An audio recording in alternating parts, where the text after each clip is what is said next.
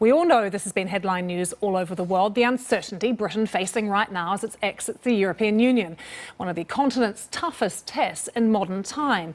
But today, it is one particular headline from one particular paper that is getting all of the attention. And it's probably for the wrong reasons. Take a look at this. It is the Daily Mail. It shows British Prime Minister Theresa May meeting Scotland's First Minister Nicola Sturgeon. And this is the headline. Never mind the Brexit. Who won Legsit? Now, it has been widely condemned as sexist and moronic. There was a later edition of the front page printed with a change, the paper calling it a light-hearted verdict on the showdown. Place, of course, people are venting their views. Social media, of course. Former UK Labour leader Ed Miliband tweeting, the 1950s called and asked for their headline back with the hashtag everyday sexism.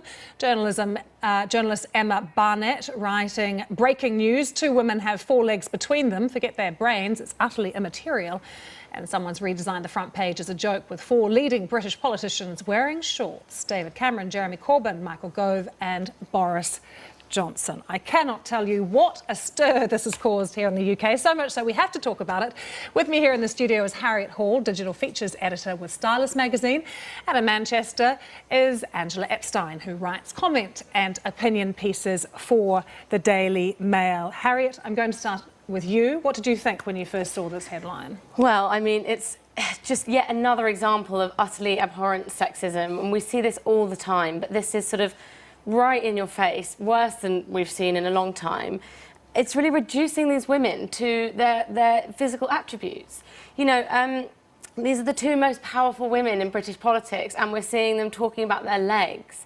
You know, whether you call it light-hearted or not, it sends a really dangerous message. And I think, you know, on the other side, you also have the idea of sort of pitting women against each other. You know, who won Legsit? It's light-hearted if they want it to be, but it's also written by Sarah Vine, you know, a female journalist. So we're all talking about it. It's kind of catfights, women are sexual, you know, diminishing them, and it's just, we're so tired of it. Angela, do you think the headline sends a dangerous message? No, to be quite honest, I'm pig sick of the double standards that are surrounding this particular debate. Let me just look at it very quickly. First of all, we have a situation now where female leaders are at the forefront of the political agenda. So we can hardly argue that women are taking a kind of backward step on the world stage. Second of all, you have 2 leaders, both of whom willingly submitted to photo shoots, glossy photo shoots for Vogue. We also have a litany of male politicians over the years who have been criticised for the way they look. Jeremy Corbyn most recently was told to put a tie on by David Cameron in the Commons, Michael Foot, Ed Miliband. Where were the so-called feministas or the equalitarians shrieking about that? And finally, I would say very quickly, this idea about sister versus sister or women catfighting. If you took, for example, a look at my own social media feed, some of the really nasty, heinous, disgusting things that women have said because I've dared to share an opinion that isn't running parallel with theirs, that's opposing their view. I'm not allowed to have the dignity of that opinion. I've been called hideous names, so much for the sisterhood on that level as well. What do you say to that, Harry, that argument there? Well, I mean, you know, social media trolls are unacceptable and they don't represent feminism as far as I'm concerned. And I do think, you know, everyone has, you know, their own right to an opinion on this.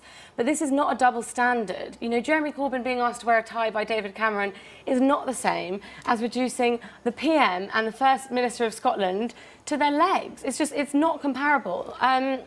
And, you know, the question of there being more women in politics now, there might be on the face of it, but there's only 8% of the world's leaders are women. And so actually the numbers are really low, and we can't forget that, and we can't mistake that for, you know, success and equality. It's just not there yet. I mean, Angela, one of the fundamental issues that people are complaining about today is the fact that you do have these 2 incredibly strong, powerful women who are deciding the fate of the United Kingdom. And yet the Daily Mail is choosing to focus on their physical attributes instead. And what does that say?